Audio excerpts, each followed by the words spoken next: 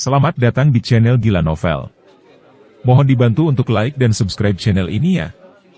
Terima kasih. Bab 51. Ekspresi Dingran acuh tak acuh dan dia tidak berniat bersulang dengan Li Zixuan. Li Zixuan masih tersenyum, memegang gelas anggur, dengan paksa mendentingkannya dengan gelas anggur yang diletakkan Dingran di atas meja, lalu menyesapnya. "Cantik, kamu juga sudah minum, ayo kita bicara," kata Li Zixuan, hendak duduk di sebelah Dingran. "Keluar," kata Dingran dingin. "Dasar jalang. Kamu sangat tidak tahu malu." Seorang pria besar di belakang Li Zixuan mengutuk dengan marah dan hendak bergegas maju saat dia berbicara. "Hei, jangan bersikap kasar." Li Zixuan menghentikan pria besar itu dengan isyarat, tetapi senyumannya menghilang. Ketika para tamu di sekitar melihat pemandangan ini, mereka semua menggelengkan kepala. Sayangnya bunga lain akan disia-siakan oleh Li Zixuan. Siapakah Li Zixuan? Dia adalah satu-satunya putra Li Zhengrong, bos bawah tanah kota Jianghai. Li Zhengrong sangat menyayangi putranya, jadi Li Zixuan pada dasarnya berjalan menyamping di kota Jianghai, baik hitam maupun putih harus memberinya wajah, jika tidak, dia akan menyinggung Li Zhengrong. Li Zixuan adalah pelanggan tetap Grand Bar dan telah menyakiti banyak wanita di sini. Selama dia menyukainya, tidak ada yang bisa melarikan diri. Li Zixuan memandang Dingran, lalu ke Fang Yu dan Fatih Liu yang duduk di meja yang sama dengan Dingran. "Kalian berdua, minggir dan biarkan aku berbicara baik dengan wanita cantik ini," kata Li Zixuan dingin. Liu gemuk belum pernah minum banyak sebelumnya, dan toleransi alkoholnya buruk. Setelah minum secangkir es teh Long Island, dia menjadi sedikit mabuk. Kepalanya menjadi panas dan dia menamparkan meja. "Kamu pikir kamu ini siapa?"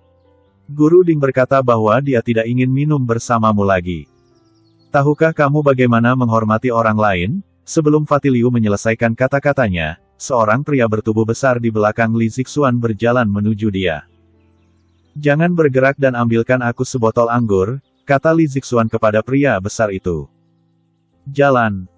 Pria besar itu segera berbalik dan mengambil whisky yang setengah mabuk dari bilik dan meletakkannya di tangan Li Zixuan. Siswa itu sudah tamat.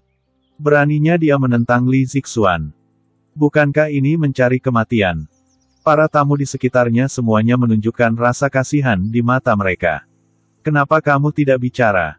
Teruslah bicara, bukankah tadi sangat keras?" Li Zixuan tersenyum dingin, memegang botol anggur di tangannya. Aku, Fatih Liu sudah sedikit terjaga, dengan lapisan keringat dingin mengucur di dahinya. "Berhenti!" Dingran berteriak dengan wajah pucat. "Oh, cantik, ada yang ingin kamu katakan?" Li Zixuan bertanya sambil tersenyum. "Dia hanya seorang pelajar." "Kamu tidak bisa," kata Dingran mendesak. "Yang paling aku benci adalah siswa bodoh seperti ini." Sebelum Dingran menyelesaikan kata-katanya, Li Zixuan mengambil botol itu dan memukul kepala Fatih Liu.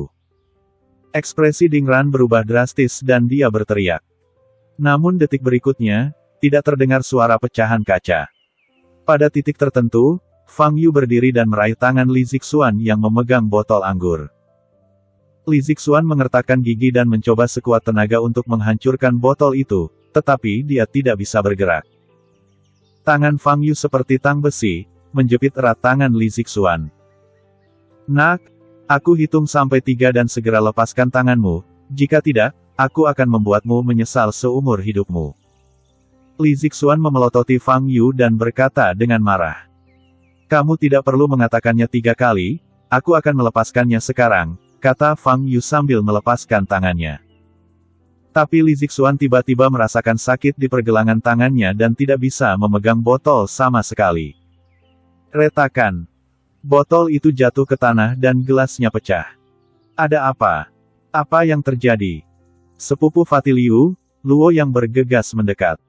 Ketika dia melihat Li Zixuan, wajahnya langsung menjadi pucat. "Tuan Xuan." Luo yang membungkuk hormat kepada Li Zixuan. Li Zixuan tampak jelek dan menutupi pergelangan tangan kanannya. Luo yang mengangkat kepalanya dan melihat Fatih Liu dan Fang Yu, wajah mereka pucat. Bagaimana kedua hal ini bisa menyinggung perasaan Li Zixuan? Sepupu, itu mereka. Fatih Liu hendak berbicara. Diam. Luo yang segera menyela Fatih Liu. Sepupu. Pria gendut sialan ini adalah sepupumu. Li Zixuan sedikit menyipitkan matanya dan menatap Luo Yang. Luo yang berkeringat di dahinya dan berkata, Tuan Muda Xuan, meskipun dia adalah sepupu saya, jika ada sesuatu yang dia lakukan yang membuat Tuan Muda Xuan tidak puas, Tuan Muda Xuan dapat mendidiknya, tetapi saya tidak akan pernah memihak. Kalian berdua, cepat minta maaf kepada Tuan Xuan. Luo yang berteriak pada Fatih Liu lagi. Minta maaf. Apakah menurutmu meminta maaf saja sudah cukup? Li Zixuan berkata dengan dingin. Xuan, Tuan Xuan, apa lagi yang harus dia lakukan? Kamu? Luo yang membungkuk dan bertanya. Aku akan meledakkan kepala mereka dengan botol anggur, kata Li Zixuan dengan tatapan sinis. Oke. Anda dapat melakukan apapun yang Anda inginkan, Tuan Xuan. Kata Luo Yang. Kemudian, Luo Yang menarik Fatih Liu dan berkata, Liu Dong, cepat kemari. Liu Gemuk tidak pernah menyangka bahwa Luo Yang, sebagai sepupunya, tidak hanya tidak membelanya, tetapi juga berdiri di samping Li Zixuan untuk memberinya pelajaran. Fatih Liu tampak pucat dan ingin berbicara. Berhenti bicara omong kosong. Biarkan saja Tuan Xuan memecahkan botolnya. Luo Yang meraung. Li Zixuan adalah tamu terhormat Grand Bar dan tidak boleh tersinggung, jika tidak, konsekuensinya akan menjadi bencana. Butuh banyak usaha baginya untuk bisa menduduki posisi manajer, dan dia tidak boleh kehilangan posisinya karena kejadian ini. Li Zixuan mengambil sebotol anggur lagi. Liu Gemuk berdiri di sana, seluruh tubuhnya gemetar. Pria gendut sialan, jangan takut, aku akan meledakkan kepala orang ini dulu. Li Zixuan tersenyum kejam, mengangkat botol, dan tiba-tiba memukul kepala Fang Yu. Retakan. Fang Yu meninju botol itu dan meledakkannya. Anggur merah di dalamnya terciprat keluar, memercik ke wajah Li Zixuan. Ada seruan seru dari sekeliling. Sialan, beraninya dia melakukan ini. Apakah kamu benar-benar bosan hidup? Li Zixuan menyentuh anggur di wajahnya, matanya sangat dingin. Patahkan tangan dan kakinya. Setelah memberi perintah, beberapa pria besar di belakang Li Zixuan bergegas maju, menyerang Fang Yu dengan agresif. Ekspresi Fang Yu acuh tak acuh, dia berdiri di sana dan meninju beberapa kali. Bang, bang, bang. Satu demi satu, beberapa pria kuat dan kokoh disingkirkan oleh Fang Yu dan jatuh ke berbagai tempat di bar, berteriak kesakitan. Melihat pemandangan ini, para tamu di sekitarnya kaget. Bagaimana anak laki-laki berseragam SMA ini bisa begitu pandai bertarung? Dia benar-benar menyingkirkan anak buah Li Zixuan dalam beberapa detik. Li Zixuan adalah satu-satunya yang tersisa di depan Fang Yu. Wajah Li Zixuan muram. Dia tidak menyangka Fang Yu begitu terampil. Namun, dia tidak takut. Dia adalah putra Li Zhengrong, siapa yang berani menyentuhnya di kota Jianghai. Kamu pasti akan menyesali semua yang kamu lakukan sekarang. Li Zixuan memandang Fang Yu, mengeluarkan ponselnya dari saku celananya, dan ingin menelepon. Fang Yu langsung melangkah maju dan mengambil alih ponselnya. Apakah kamu pikir kamu sedang syuting film? Aku akan memberimu kesempatan untuk meminta bala bantuan. Fang Yu tersenyum dan menggunakan sedikit tenaga di tangannya hingga ponselnya meledak. Wajah Li Zixuan jelek, dan dia memandang Fang Yu di depannya dengan rasa takut di hatinya. Kamu, tahukah kamu siapa aku? Aku putra Li Zhengrong. Bang! Sebelum Li Zixuan selesai berbicara, Fang sudah selesai Yu terbang dengan telapak tangan dan jatuh ke tanah, mulutnya penuh darah, dan dia pingsan. Melihat pemandangan ini, lingkungan sekitar menjadi sunyi. Mata semua orang terbuka lebar dan wajah mereka penuh keterkejutan. Li Zixuan, putra kesayangan Li Zhengrong, pingsan. Ini adalah sesuatu yang tidak berani dilakukan oleh siapapun di kota Jianghai. Apa yang terjadi? Pada saat ini, seorang pria berpakaian mewah masuk dari kerumunan di luar dan bertanya dengan keras. Tuan Qiu ada di sini. Bar ini miliknya, dan Tuan Xuan adalah teman baik dia. Dia pasti tidak akan melepaskan siswa yang memukulnya. Seorang pelanggan berkata setelah mengenali pria itu. Wajah Kyuzuo berubah drastis saat melihat Li Zixuan terbaring di tanah. Apa yang terjadi? Siapa yang memukul Tuan Xuan seperti ini? Wajah Luo yang pucat dan seluruh tubuhnya gemetar, dia melangkah maju dan berkata, "Bos, ya, itu, orang itu." Luo yang menunjuk ke arah Fang Yu. Kyuzuo menoleh dan hendak mengutuk. Tapi saat dia melihat wajah Fang Yu, dia terkejut. Itu dia. Itu dia. Hari itu di klub Senlan, Fang Yu mengambil tongkat besi dan memukul Yang Su satu demi satu. Kyuzuo, yang melihat pemandangan ini dengan matanya sendiri, mengalami mimpi buruk selama beberapa malam setelah kembali. Terlalu kejam, terlalu menakutkan. Terlebih lagi, setelah mengalahkan Yang Su seperti itu, Fang Yu baik-baik saja dan masih bisa datang ke bar untuk minum. Hal ini menunjukkan bahwa Fang Yu tidak hanya sangat terampil, tetapi juga memiliki latar belakang yang tidak biasa. Itu jelas bukan seseorang yang bisa diprovokasi oleh Kyuzuo.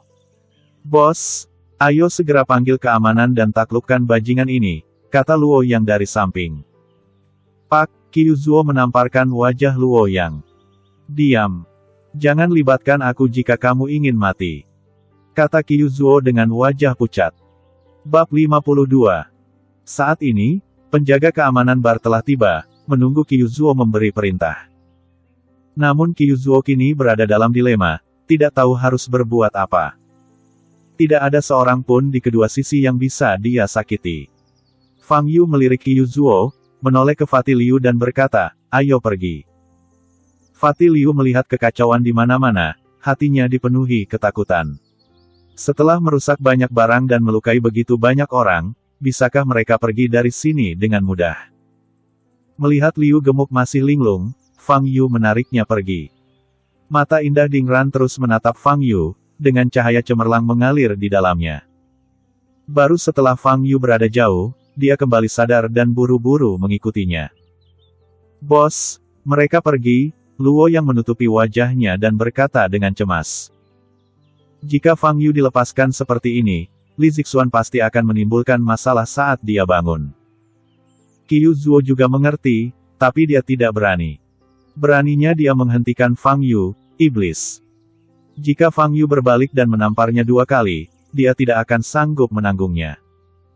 "Biarkan dia pergi," Kyuzuo menarik napas dalam-dalam dan berkata. "Biarkan dia pergi." "Bos, pihak Tuan Xuan," kata Luo yang penuh semangat. "Pak, tamparan lagi. Aku bilang biarkan dia pergi. Apa kamu tidak mengerti?" Kyuzuo sudah kesal, tapi Luo yang masih berteriak di sampingnya, yang membuatnya benar-benar meledak. Luo yang menutupi pipinya dan tidak berani berbicara lagi, dia hanya melihat sosok Fang Yu yang pergi, matanya penuh ketakutan. Apa identitas yang dibawa teman sekelas Liu Dong ini? Mengapa bahkan bos Kyuzuo begitu takut padanya? Para tamu yang menonton pun terlihat semakin kaget dan banyak bicara. Siswa ini membuat Guru Xuan pingsan, dan Kyuzuo benar-benar membiarkannya pergi seperti itu. Saya melihat bahwa Kyuzuo tampaknya sangat takut pada siswa itu. Bagaimana bisa? Dia hanya seorang pelajar, biarkan dia pergi seperti ini. Jika Li Zhengrong datang berkunjung, bagaimana Kyuzuo akan menjelaskannya? Kyuzuo cemas, berpikir sejenak, dan berkata kepada Luo Yang, "Kami tidak akan membuka bisnis hari ini. Saya ingin memberitahu Bos Li dan memintanya untuk mengirim seseorang ke sana." Fang Yu dan Fatih Liu keluar dari bar, dan Ding Ran mengikuti mereka. Wanita memang merupakan makhluk yang paling menyusahkan di dunia. Ini adalah kesimpulan yang dicapai oleh Fang Yu setelah hidup selama hampir 5.000 tahun, dan kesimpulan ini tidak membedakan zaman. "Fang Yu, kita mau kemana?" Fatih Liu belum pulih dari apa yang baru saja terjadi. "Pulanglah," jawab Fang Yu dan menghentikan taksi di pinggir jalan. "Aku bersamamu," Ding Ran melangkah maju dan berkata. Melihat Ding Ran mengikutinya, Fang Yu sedikit mengernyit, tapi dia tidak mau mengabaikannya. "Lagi pula aku gurumu, apakah kamu begitu kejam meninggalkanku di sini? Apa yang akan terjadi jika orang-orang di bar itu keluar dan membawaku kembali?" Melihat Fang Yu tidak senang, Ding Ran berkata genit. Kamu yang membayar ongkosnya, kata Fang Yu dan masuk ke dalam mobil. Fatih Liu duduk di kursi penumpang, sedangkan Fang Yu dan Ding Ran duduk di kursi belakang. Ding Ran memancarkan aroma samar. Dia menatap Fang Yu, matanya yang indah dipenuhi kegembiraan. Fang Yu, setelah melihat penampilanmu malam ini, aku selalu merasa itu bukan mimpi. Kamu sepertinya benar-benar memblokir truk dengan tanganmu. Ding Ran sedikit menyipitkan matanya dan berkata dengan lembut. Fang Yu melihat keluar jendela dan berkata, jika kamu ingin berasumsi, itu terserah kamu. Aku tidak hanya membayangkannya, Ding Ran memang sedikit mabuk, dan kata-katanya bernada centil. Saat kamu menghajar orang-orang besar itu tadi, itu terlihat seperti adegan dari film, kata Ding Ran. Ding Ran mendekat dan berkata di telinganya. Merasakan panas di telinganya, Fang Yu semakin mengernyit. Apa yang ingin dilakukan Ding Ran? Kamu menyelamatkan guru malam ini. Guru benar-benar ingin memberi hadiah padamu, kata Ding Ran, sepasang bibir merah menempel di pipi Fang Yu. Fang Yu mengulurkan tangannya untuk mendorong Ding Ran menjauh dan berkata dengan tenang, Guru Ding, kamu mabuk. Ding Ran terkekeh dan berkata, aku menggodamu. Fang Yu tidak berkata apa-apa lagi. Ketika Fang Yu kembali ke komunitas Lijiang, waktu sudah menunjukkan pukul 10 malam. Membuka pintu, di dalam sangat sunyi, sepertinya Wang Yan dan Yu Yuiwei telah beristirahat. Fang Yu kembali ke kamar, mengeluarkan teknik melahap esensi yang dia dapatkan dari kultivator jahat tua, dan menaruhnya di atas meja. Dia telah membaca buku itu sebentar sebelumnya dan menganggap isinya menarik. Inti dari teknik menelan esensi adalah dengan menggunakan jarum perak untuk dimasukkan ke titik udara, titik Qicong, dan titik laut Qi. Dengan cara ini, semua katup udara dalam tubuh manusia dapat terbuka, dan esensi dapat dibimbing keluar, dan kemudian metode pikiran dapat digunakan untuk mengumpulkan esensi ini supaya dapat digunakan sendiri. Yang menarik bagi Fang Yu adalah jika metode ini ditingkatkan, dapatkah energi spiritual di dantian orang lain digunakan untuk kepentingannya sendiri. Jika dia bisa berhasil, Fang Yu tidak perlu lagi mencari ramuan batin monster di seluruh dunia. Namun, agar gagasan ini dapat terwujud, premis penyerapan esensi harus dipelajari secara menyeluruh. Fang Yu mengeluarkan kertas dan pena dan mulai menghitung serta meningkatkan metode mental di atas kertas. Malam berlalu dengan cepat. Keesokan paginya, kelas pertama adalah kelas bahasa Inggris. Ding Ran masuk ke kelas dengan mengenakan seragam kelas dan kacamata tanpa bingkai sambil tersenyum. Temperamennya berubah kembali menjadi pendiam dan lembut, tidak seperti tadi malam. Dia tampaknya menjadi dua orang sekarang. Melihat Fang Yu, mata indah Ding Ran berkilat panik, dan wajahnya menjadi sedikit merah. Memikirkan adegan tadi malam di dalam mobil di mana dia ingin mencium Fang Yu, dia merasa malu. Dia benar-benar mabuk tadi malam.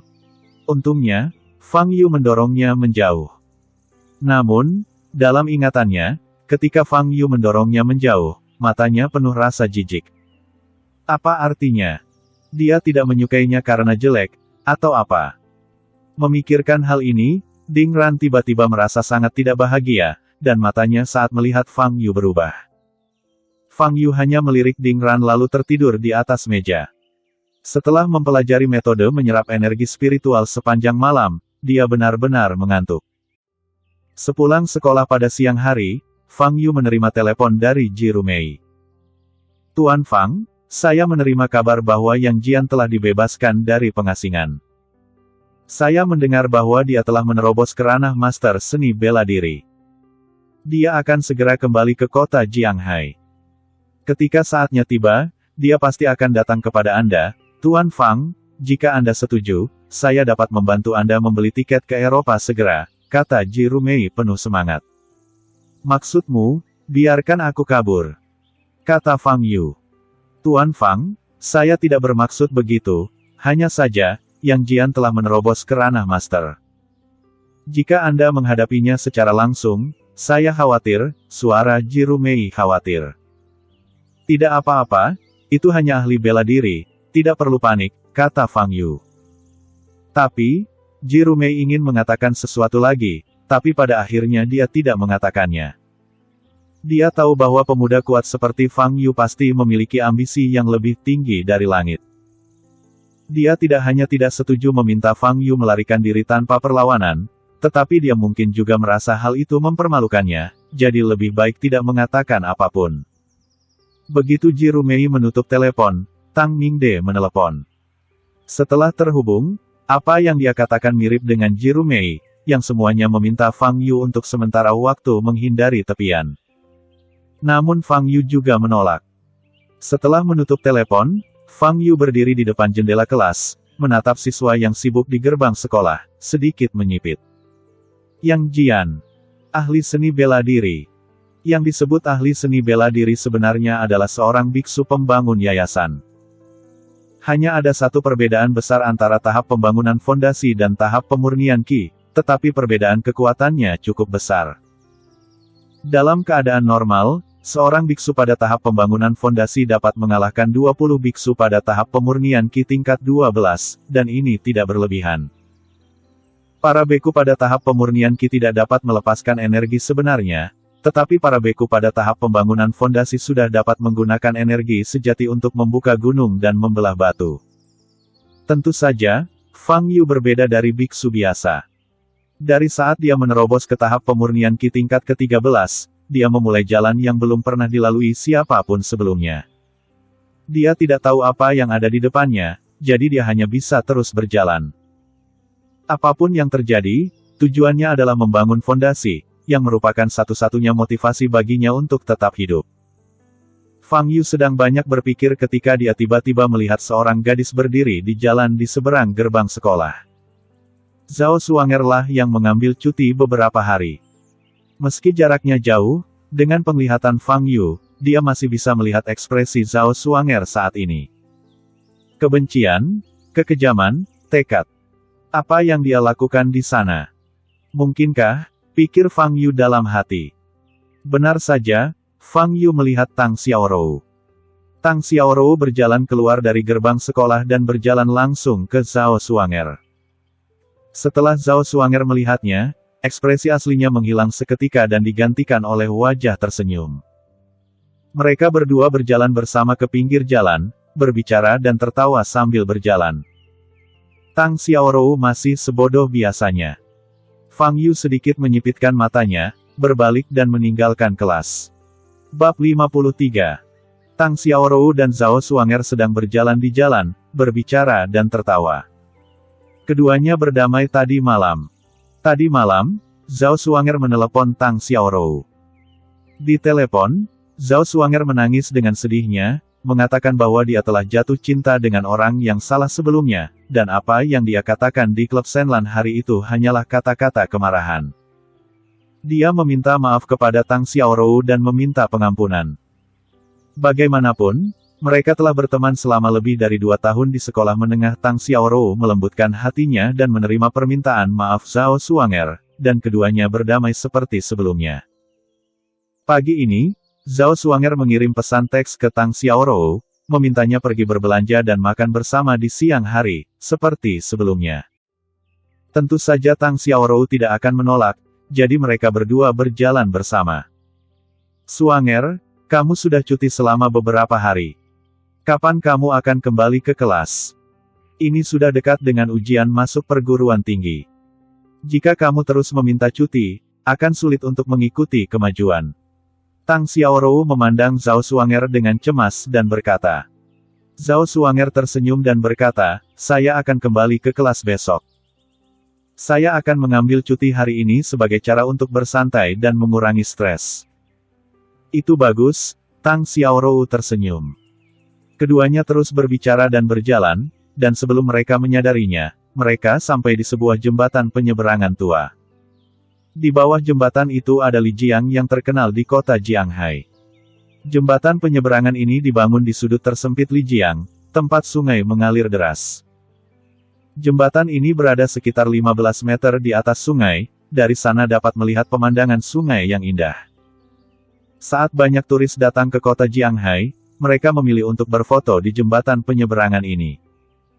Namun jembatan penyeberangan ini telah dibangun hampir 100 tahun, relatif tua, dan memiliki faktor keamanan yang relatif rendah. Pegangan tangan di samping jembatan sangat pendek, hanya setinggi pinggang seseorang. Itu sebabnya peringatan kuning dipasang di pegangan jembatan, jangan bersandar pada pegangan. Zhao Xuanger dan Tang Xiaorou berjalan ke tengah jembatan penyeberangan dan berhenti. Hari ini hari Rabu, tidak banyak pejalan kaki di jembatan penyeberangan ini, lingkungan sekitar sangat sepi, hanya terdengar suara sungai yang lewat. Saya masih ingat saat pertama kali kami bertemu di tahun pertama sekolah menengah, kita sering datang ke sini untuk melihat pemandangan, kata Zhao Xuanger kepada Tang Xiaorou sambil tersenyum.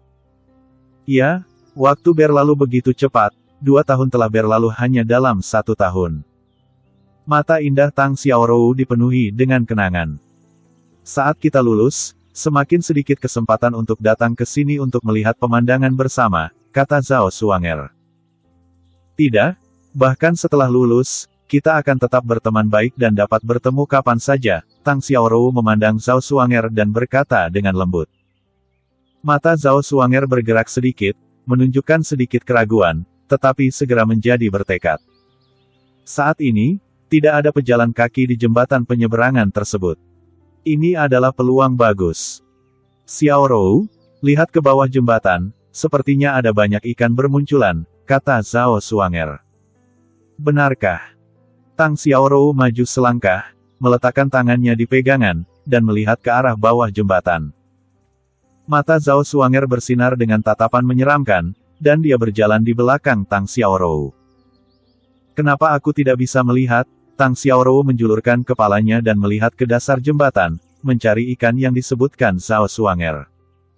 Pada saat ini, Zhao Xuanger mendorong dengan keras dari belakang Tang Xiaorou.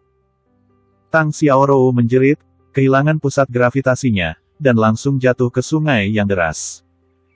Tang Xiaorou, jangan salahkan aku. Kaulah yang pertama kali menghancurkan mimpiku, jangan salahkan aku karena terlalu kasar. Mata Zhao Xuanger menyeramkan, tetapi wajahnya menunjukkan senyuman bahagia setelah balas dendam, dan ekspresinya tampak garang dan bengkok. Sejujurnya, Anda benar-benar melebihi ekspektasi saya dalam hal kekejaman dan kekejaman. Pada saat ini, sebuah suara tiba-tiba datang dari belakang Zhao Xuanger. Wajah Zhao Xuanger sedikit berubah dan dia melihatnya sekilas dari sudut matanya. Fang Yu. Kenapa dia ada di sini? Begitu dia melihat Fang Yu, Zhao Xuanger teringat adegan di mana Yang Su dipukul keras olehnya dengan tongkat besi di klub Shenlan, dan dia segera merasa sedikit takut. Tapi mungkin karena balas dendamnya terbalas, dia tiba-tiba merasa tidak takut lagi. Apa yang bisa dilakukan Fang Yu? Tidak mungkin dia bisa melihat apa yang baru saja terjadi. Sebelum Zhao Xuanger mengambil tindakan, dia telah mengamati lingkungan sekitar dan memastikan bahwa tidak ada orang di dekatnya sebelum dia mengambil tindakan tegas. Sambil memikirkannya, ekspresi Zhao Xuanger menjadi panik dan cemas. Fang Yu, kamu datang tepat waktu. Xiaorou tidak sengaja terjatuh. Apa yang harus aku lakukan? Segera hubungi polisi. Zhao Xuanger berpura-pura begitu realistis hingga matanya menjadi merah. Fang Yu sedikit mengernyit saat dia melihat Zhao Xuanger yang sedang tampil. Hanya kita berdua di sini, berhentilah berpura-pura, kata Fang Yu. Ekspresi Zhao Xuang membeku. Dia tidak menyangka Fang Yu benar-benar melihatnya. Dia dengan jelas memperhatikan sebelum mengambil tindakan bahwa tidak ada orang di sekitar. Aku tidak mengerti maksudmu. Wajah Zhao Xuang sedikit berubah dan dia berkata. Hati manusia memang menakutkan. Saya telah melihat banyak orang yang mengalami gangguan mental seperti kamu, tetapi di antara orang-orang ini, kamu relatif muda, kata Fang Yu ringan. Kepanikan terselubung di wajah Zhao Xuang perlahan menghilang dan digantikan oleh senyuman. Bahkan jika kamu melihatnya, terus kenapa? Tidak ada kamera di sekitar sini, dan tidak ada pejalan kaki lain. Apa yang kamu katakan saja tidak dapat digunakan sebagai bukti. Zhao Xuanger tertawa tidak bermoral. Tentu saja, aku tahu kamu pandai bertarung. Kamu bisa mengalahkanku sampai mati. Namun, Tang Xiaorou tidak bisa diselamatkan bagaimanapun caranya, hahaha. Posisi ini dipilih dengan cermat olehnya sehingga dia dapat melakukannya tanpa ada yang menyadarinya. Untuk membalas dendam pada Tang Xiaorou, dia telah memikirkan beberapa rencana sebelumnya. Belah wajahnya dengan pisau, bawa dia ke gang dan berikan dia ke gangster. Tetapi jika Zhao Xuanger melaksanakan rencana ini, dia sendiri yang harus terlibat dan tidak akan bisa melarikan diri. Dengan kekuatan keluarga Tang, Zhao Xuanger akan berakhir buruk. Oleh karena itu, dia memilih metode yang paling putus asa. Bawa Tang Xiaorou ke jembatan penyeberangan ini dan dorong dia ke sungai. Dengan melakukan itu, dia tidak hanya bisa membalas dendam pada Tang Xiaorou, tapi juga menyamarkannya sebagai kecelakaan sehingga dia tidak perlu memikul tanggung jawab apapun. Tidak diperlukan bukti lain. Saya melihatnya, dan itulah buktinya, kata Fang Yu. Hahaha, Zhao Xuanger tertawa nakal. Fang Yu, tidak peduli seberapa banyak kamu berkata di sini, tidak ada gunanya. Tang Xiaorou sudah mati, dan kamu tidak dapat melakukan apapun padaku. Tas. Fang Yu maju selangkah dan menamparkan wajah Zhao Xuanger. Zhao Xuanger menjerit, beberapa giginya tanggal, dan dia jatuh ke tanah, merasa pusing.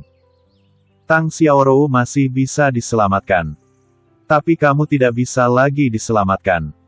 Setelah mengatakan itu, Fang Yu melompat dari jembatan ke sungai. Beberapa detik kemudian, dia melompat keluar dari sungai dan meletakkan Tang Xiaorou di tangannya di tanah di tepi sungai. Tang Xiaorou tidak sakit parah, paling banyak dia hanya minum beberapa suap air sungai lagi.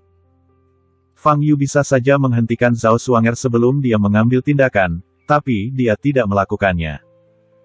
Karena Tang Xiaorou memang terlalu bodoh dan perlu diberi pelajaran. Tanpa pelajaran ini, dia akan dengan mudah mempercayai Zhao Xuanger lain kali. Tang Xiaorou basah kuyup, wajahnya pucat dan tubuhnya gemetar. Pukulan yang mengenai hatinya lebih besar daripada pukulan yang mengenai tubuhnya.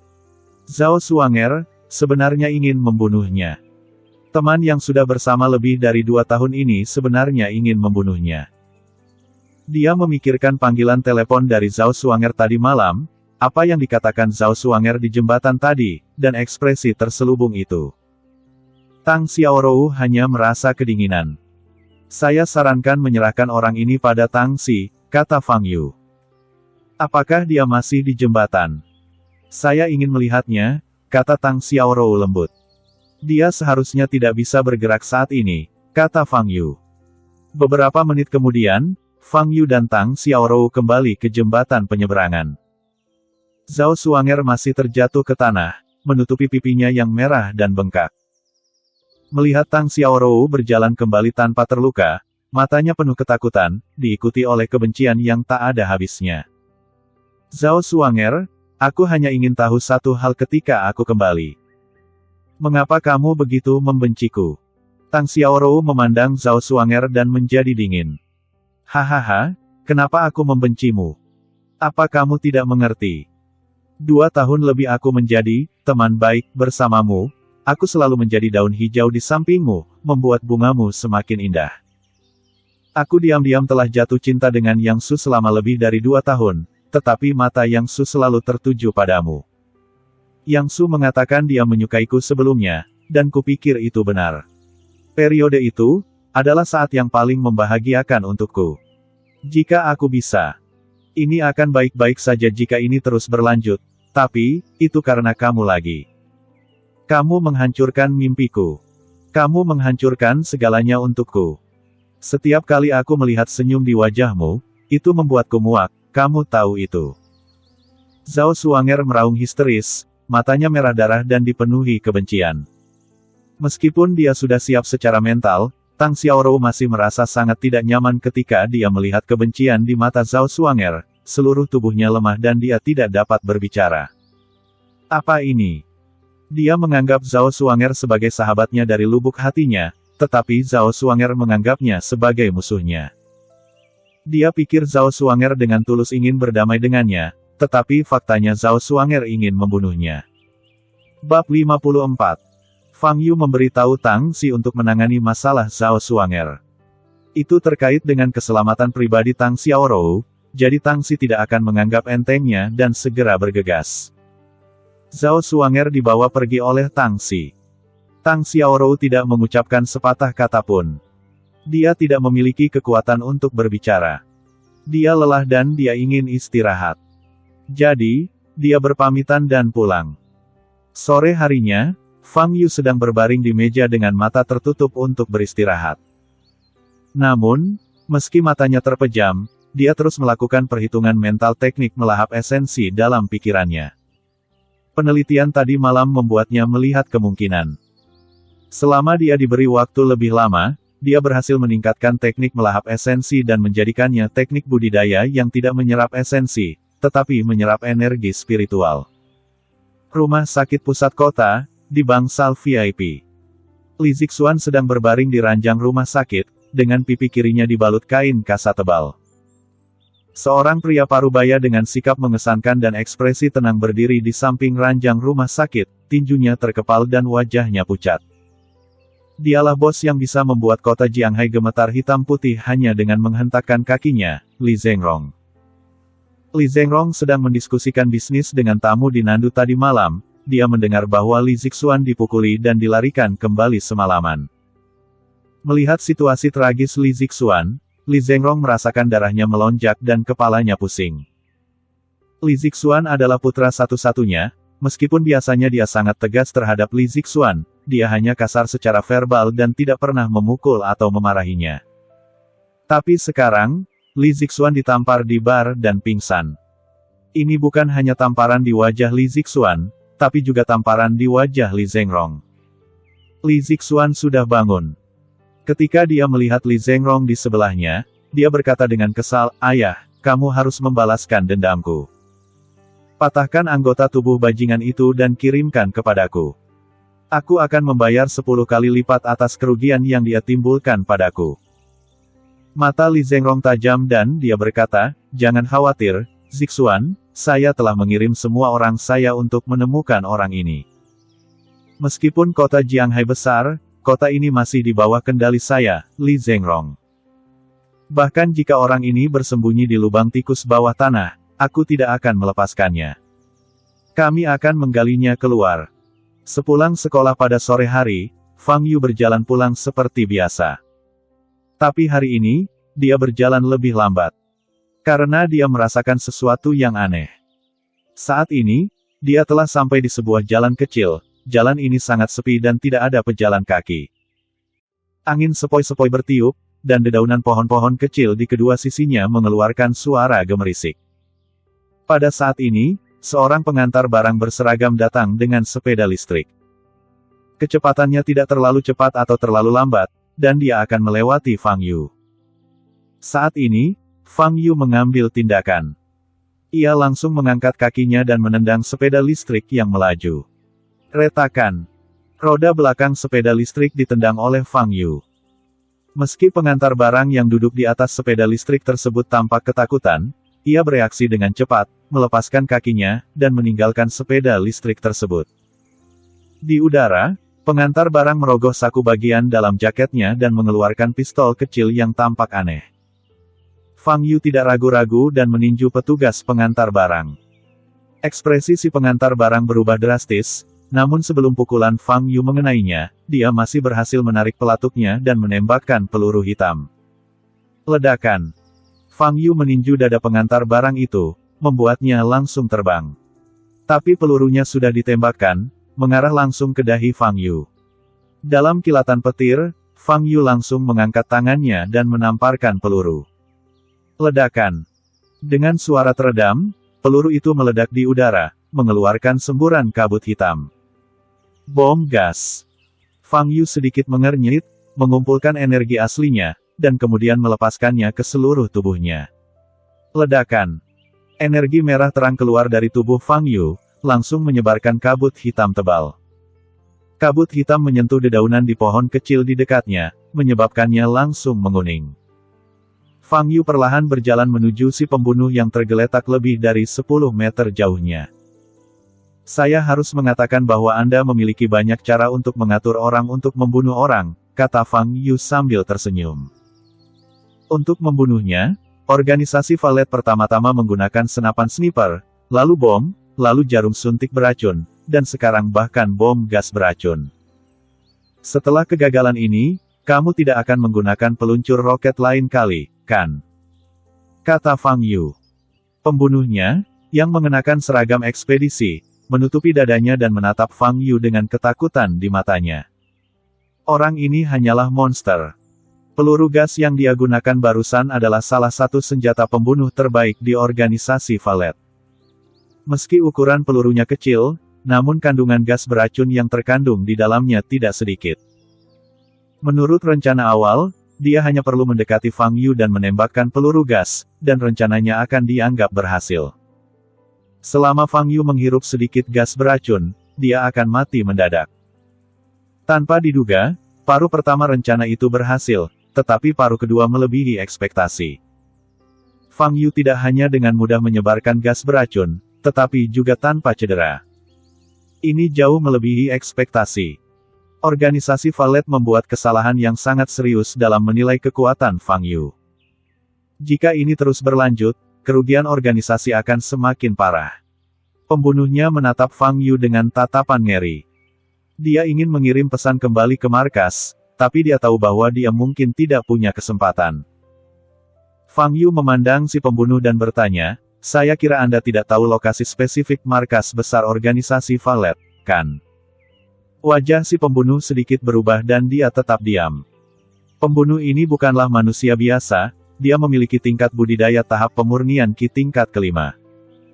Fang Yu melangkah maju dan meletakkan tangan kanannya di kepala si pembunuh. "Saya hanya ingin menggunakan Anda untuk menguji metode menyerap energi spiritual yang lebih baik."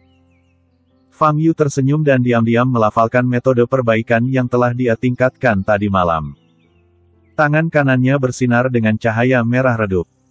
Ekspresi si pembunuh berubah drastis, dan dia merasakan dantian di dalam tubuhnya menjadi panas. Semua energi di tubuhnya diserap secara tak terkendali dan paksa kembali ke dantiannya. Dantian perlahan membengkak. Ledakan. Daya tahan dantian mencapai batasnya dan meledak. Pembunuhnya mengeluarkan seteguk darah dan matanya melotot. Fang Yu mengambil kembali tangan kanannya, dan si pembunuh jatuh ke tanah, tak bernyawa. Meskipun eksperimennya gagal, mata Fang Yu sangat bersemangat. Sebab, langkah sebelumnya pada dasarnya berhasil.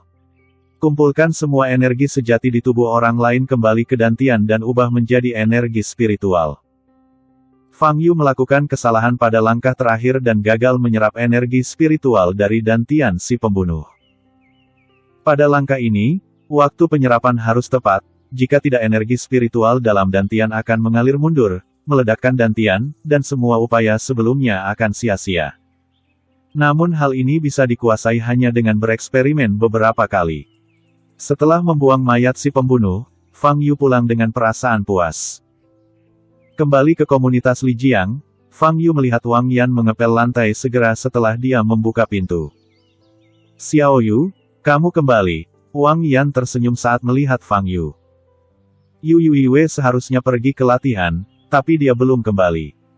Fang Yu duduk di sofa, makan biji melon, dan bertanya, "Bibi Wang, apakah kamu sudah mendapatkan pekerjaan?" Gerakan Bibi Wang saat mengepel lantai terhenti, dan dia menjawab, "Belum." "Apakah situasi ekonomi begitu buruk sekarang? Apakah sangat sulit mencari pekerjaan?" Tanya Fang Yu ragu. "Saya tidak memiliki kualifikasi akademis, tidak memiliki keterampilan profesional, dan saya relatif tua. Banyak perusahaan tidak membutuhkan karyawan seperti saya," kata Wang Yan sambil tersenyum masam. "Bibi Wang, masakanmu enak sekali. Seharusnya tidak sulit mencari pekerjaan lain di restoran, kan?" kata Fang Yu. Mendengar ini, Wang Yan menunduk dan berbisik, "Saya tidak memiliki sertifikat keterampilan koki, jadi, sulit mencari pekerjaan di restoran." Fang Yu sedikit mengernyit dan berkata, "Bibi Wang, jika kamu membutuhkannya, aku bisa meminta temanku mencarikanmu pekerjaan." Wang Yan melambaikan tangannya dengan cepat dan berkata, "Xiao Yu, mengapa aku berani merepotkanmu sepanjang waktu? Di mana temanmu? Dia bisa memberiku dan Yuiwe akomodasi gratis. Aku sudah sangat berterima kasih padanya." Fang Yu mengetahui karakter Wang Yan dan tidak berkata apa-apa. Ngomong-ngomong, Xiao Yu, hari ini adalah hari ulang tahun Yu Yiwei. Ayo kita pergi makan malam bersama nanti, kata Wang Yan. Baik. Fang Yu langsung menyetujuinya. Pada pukul 6.30 sore, Yu Yiwei kembali ke rumah tepat waktu. Mendengar Wang Yan berkata bahwa dia ingin pergi makan malam untuk merayakan ulang tahunnya, Yu Yiwei melompat dengan gembira. Setengah jam kemudian, ibu dan putrinya itu akhirnya berdandan dan siap keluar. Makan di mana? Fang Yu bertanya. Pergi ke restoran Undersea, jawab Wang Yan. Ini adalah restoran barat kelas atas yang dia pilih sejak lama dan memiliki banyak cabang di kota Jianghai. Makan di restoran barat ini sangat tinggi, setidaknya 1.000 yuan per orang. Wang Yan tidak akan pernah memilih restoran ini hanya untuk merayakan ulang tahun Yu Yiwei. Tapi maksud makannya juga untuk berterima kasih pada Fang Yu, jadi dia tidak boleh pelit. Tidak peduli betapa miskinnya dia tetap harus merawat Fang Yu. Ini adalah satu-satunya cara dia dapat membalasnya saat ini. Bab 55. Fang Yu tahu apa yang dipikirkan Wang Yan, jadi dia tidak menolak. Mereka bertiga naik taksi menuju restoran Undersea. Restoran Undersea merupakan restoran kelas atas dengan peringkat 3 bintang Michelin. Untuk makan di sini, seseorang harus melakukan reservasi terlebih dahulu. Wang Yan membuat janji lebih awal. Di bawah arahan pelayan, mereka bertiga masuk ke restoran dan duduk di meja dekat jendela. Pelayan memberikan masing-masing menu kepada ketiganya. Tidak banyak hidangan di menu, tetapi harganya cukup tinggi. Steak sirloin seberat 400 gram berharga 800 yuan. Secangkir es krim buah sebenarnya berharga 180 yuan. Tapi Wang Yan sudah siap secara mental dan berkata kepada Fang Yu sambil tersenyum, "Xiao Yu, pesan saja apapun yang kamu mau." Fang Yu melihat menu dan memesan hidangan utama. "Yu Yiwei, kamu juga bisa memesannya." Wang Yan memandang Yu Yiwei yang tampak ragu-ragu. Yu Yiwei melihat harga hidangan di menu. Harganya secara acak beberapa ratus yuan. Dia merasa sangat malu untuk beberapa saat, tidak tahu harus memesan apa. Meskipun Wang Yan jarang menceritakan hal ini kepadanya, dia tahu bahwa situasi keuangan keluarganya sangat buruk. Terakhir kali Yu Chengye datang untuk mencuri uang, ekspresi histeris Wang Yan masih segar dalam ingatannya. Oleh karena itu, Yu Yiwei sangat hemat di hari kerja. Jika Wang Yan memberinya uang saku, dia bisa menggunakannya untuk waktu yang lama. Saat gadis-gadis di kelas membicarakan tentang kosmetik, pakaian, dan sepatu, Yu Yiwei asyik membaca.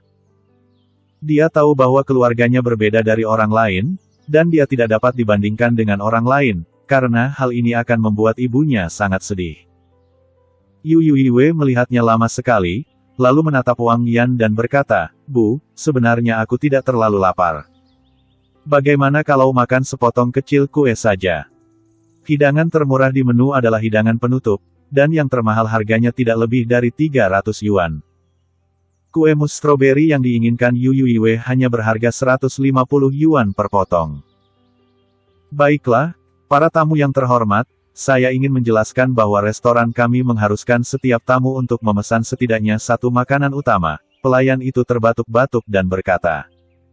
Nada suaranya sedikit tidak sabar dan matanya menghina. "Jika Anda tidak punya uang, apa yang akan Anda makan di sini? Siapa yang tak tahu kalau makanan di restoran Undersea terkenal mahal?" Fang Yu melirik ke arah pelayan dan berkata, "Jika kamu sangat sibuk, kamu bisa menyajikan meja lain dulu." Pelayan memaksakan senyum dan berkata, "Tamu yang terhormat, restoran kami memiliki peraturan." Seorang pelayan menyajikan meja untuk para tamu sampai para tamu membayar dan pergi. "Apakah itu berarti kamu tidak sibuk lagi?" kata Fang Yu. "Iya," jawab pelayan itu. "Lalu kenapa kamu tampak begitu tidak sabar?" Fang Yu bertanya lagi. "Saya bukannya tidak sabar. Hanya saja menurut saya ini pertama kalinya beberapa tamu makan di restoran Undersea kita. Saya khawatir Anda tidak memahami aturannya, jadi saya hanya mengingatkan Anda." Menghadapi keraguan Fang Yu, senyum pelayan itu sedikit kaku. "Oh, itu dia. Aku lega kamu tidak sabar," kata Fang Yu sambil tersenyum. kami punya kebiasaan buruk memesan makanan dengan sangat lambat, yang bisa memakan waktu paling sedikit 10 menit atau setengah jam. Pelayan itu berhenti bicara dan hanya bisa terus tersenyum. Apapun yang terjadi, dia tidak boleh marah, jika tidak gaji dan bonus 1 bulan akan hilang. Melihat sepertinya ada ketidaksenangan antara Fang Yu dan pelayan, Wang Yan buru-buru berkata, "Xiao Yu, tidak apa-apa, kita terlalu lama melihat menunya. Yui Wei, cepat pesan makanan utama. Jangan membuat orang menunggu terlalu lama," kata Wang Yan pada Yui Wei. Saat ini, seorang pria dan wanita masuk ke dalam restoran. Pria itu berusia sekitar 40 tahun, dengan teratai emas tergantung di lehernya dan perut buncit. Wanita itu terlihat lebih muda, namun wajahnya dengan riasan tebal, dia mengenakan rok pendek yang seksi, dan dia memancarkan aroma parfum yang menyengat. Begitu dia masuk ke pintu restoran, pria itu melihat Wang Yan duduk di dekat jendela. Apakah dia? Dia sebenarnya masih punya uang untuk makan di sini. Senyuman sinis muncul di wajah pria itu, dia memegang tangan wanita itu dan berjalan mendekat. "Chef Wang, kita benar-benar ditakdirkan untuk bertemu denganmu di sini." Pria itu berjalan ke meja Wang Yan dan berkata sambil tersenyum. Melihat pria ini, wajah Wang Yan langsung berubah jelek. Ini Liang Jinfu, pemilik restoran tempat dia dulu bekerja. Liang Jinfu adalah seorang nouveau riche. Dia sangat miskin ketika dia masih muda. Ketika dia berusia 30-an, dia membeli tiket lotre Mark VI dan memenangkan sejumlah besar uang. Setelah itu, dia mulai berinvestasi dalam bisnis. Restoran itu adalah salah satunya dari investasinya. Liang Jinfu bertemu Wang Yan saat pertemuan di sebuah restoran. Sejak saat itu, dia mencoba segala cara untuk mendapatkan informasi kontak Wang Yan, dan selalu mengirimkan beberapa pesan teks yang ambigu ke Wang Yan. Wang Yan mengabaikannya sepenuhnya, namun dia langsung pergi ke restoran untuk mencari Wang Yan. Wang Yan sangat marah tetapi tidak bisa berbuat apa-apa terhadap pelecehan yang dilakukan Liang Jinfu. Dia tidak berani menyinggung Liang Jinfu. Namun kemudian, Yu Chengye mengetahui tempat kerjanya dan datang ke restoran beberapa kali untuk menimbulkan masalah. Liang Jinfu menyelidiki latar belakang Wang Yan dan mengetahui bahwa dia mengalami kesulitan dalam membesarkan anak-anaknya sendirian. Oleh karena itu, dia menggunakan beberapa masalah Yu Chengye sebagai alasan untuk memecat Wang Yan, kecuali Wang Yan bersedia menjadi kekasihnya. Tentu saja Wang Yan menolak permintaan ini, sehingga Wang Yan dipecat. Hari ini adalah pertama kalinya Wang Yan bertemu Liang Jinfu sejak dia dipecat. "Bos Liang," Wang Yan masih menyapa Liang Jinfu. "Wang Yan, apakah kamu baru-baru ini bergaul dengan orang kaya? Kamu benar-benar punya uang untuk datang ke restoran ini untuk makan. Aku sangat terkesan." Liang Jinfu membuka matanya lebar-lebar dan berkata dengan ekspresi berlebihan. Kata-kata Liang Jinfu sangat buruk, dan wajah Wang Yan berubah saat mendengarnya. "Bos Liang, apa maksudmu? Apa maksudmu?" Liang Jinfu berkata dengan senyum sinis di wajahnya, "Mengapa kamu tidak mengerti maksudku?" Wang Yan terlihat jelek dan berkata, "Bos Liang, saya tidak mengerti mengapa Anda ingin memfitnah saya dengan jahat. Silakan pergi dan jangan mengganggu makan malam kami." Sejak Liang Jinfu menjadi kaya, emosinya menjadi sangat buruk. Apalagi saat menghadapi wanita tanpa uang dan kekuasaan seperti Wang Yan, dia bahkan lebih tidak bermoral. Memikirkan pengejaran Wang Yan yang tidak responsif berkali-kali sebelumnya, dia merasakan rasa malu dan marah. "Dasar jalang, kenapa kamu berpura-pura menjadi bangsawan? Jika kamu tidak membuatku bahagia, aku juga tidak akan membuatmu bahagia. Wang Yan, apa yang kamu bicarakan? Aku membuat beberapa lelucon kepadamu, dan kamu hanya menunjukkan wajahmu kepadaku. Kamu pikir kamu ini siapa?" Liang Jinfu menatap Wang Yan dengan mata terbelalak. Wajah Wang Yan menjadi pucat dan napasnya menjadi semakin berat. Dia marah, tapi dia tidak berani melakukan apapun. "Bu, jangan marah, abaikan saja dia." Yu Yuiwe menarik tangan Wang Yan dan berkata dengan hati-hati. "Yo, ini putrimu kan? Dia sangat cantik, Tapi aku tidak tahu apakah dia akan menjadi sepertimu ketika dia besar nanti dan menjadi janda yang tidak diinginkan. Liang Jinfu memeluk pinggang wanita di sebelahnya dan menyeringai. Mendengar kata-kata kejam seperti itu, Wang Yan tidak tahan lagi, menjadi pucat dan menatap Liang Jinfu. Apakah kamu masih ingin memukulku? Liang Jinfu memandang Wang Yan dengan jijik dan berkata dengan tidak bermoral. Wang Yan memandang pelayan yang menonton pertunjukan dan berkata, bukankah restoran Anda seharusnya mengusir orang-orang berkualitas rendah keluar? Ada lelucon di mata pelayan, dan dia menggelengkan kepalanya dan berkata, maaf, kami tidak memiliki aturan ini di restoran kami. Hei, kamu masih ingin mengundang bala bantuan? Biar ku beritahu, aku minum dengan pemilik restoran ini. Apa menurutmu restoran itu akan menyinggung tamu terhormat sepertiku karena wanita sepertimu? Liang Jinfu berkata dengan sebuah senyuman. Setelah mengatakan itu, dia menoleh lagi, menatap pelayan, dan berkata, hei, izinkan saya memberitahu Anda satu hal, wanita ini sangat miskin, dan dia mungkin tidak dapat membayar tagihannya di masa depan. Saya sarankan kamu tidak menjadi urusannya. Liang Jinfu sekilas tampak seperti orang kaya, dan pelayan itu yakin dengan apa yang dia katakan. Ada senyuman di sudut mulut pelayan dan dia berkata, Tuan yang terhormat, saya akan memeriksa masalah ini. Jika benar, saya akan mengajak mereka kencan. Setelah mengatakan itu, pelayan menghampiri Wang Yan dan berkata, Nyonya yang terhormat, tolong keluarkan kartu bank Anda dan izinkan saya memverifikasinya. Menghadapi penghinaan ini, Wang Yan menjadi pucat dan matanya merah. Dia hanya datang ke sini untuk makan dan tidak menyinggung siapapun. Pelayan itu memasang ekspresi acuh tak acuh, mengulurkan tangannya dan menatap Wang Yan. Banyak tamu di sekitar memperhatikan situasi di meja Wang Yan dan menoleh. Meskipun Wang Yan merasa sangat terhina, dia tidak punya pilihan selain mengeluarkan dompetnya. Saat ini, Fang Yu berdiri, berjalan ke arah pelayan, dan bertanya sambil tersenyum. Saya ingin tahu, apakah restoran Anda memiliki aturan tentang memberikan pesanan setelah memukul seseorang?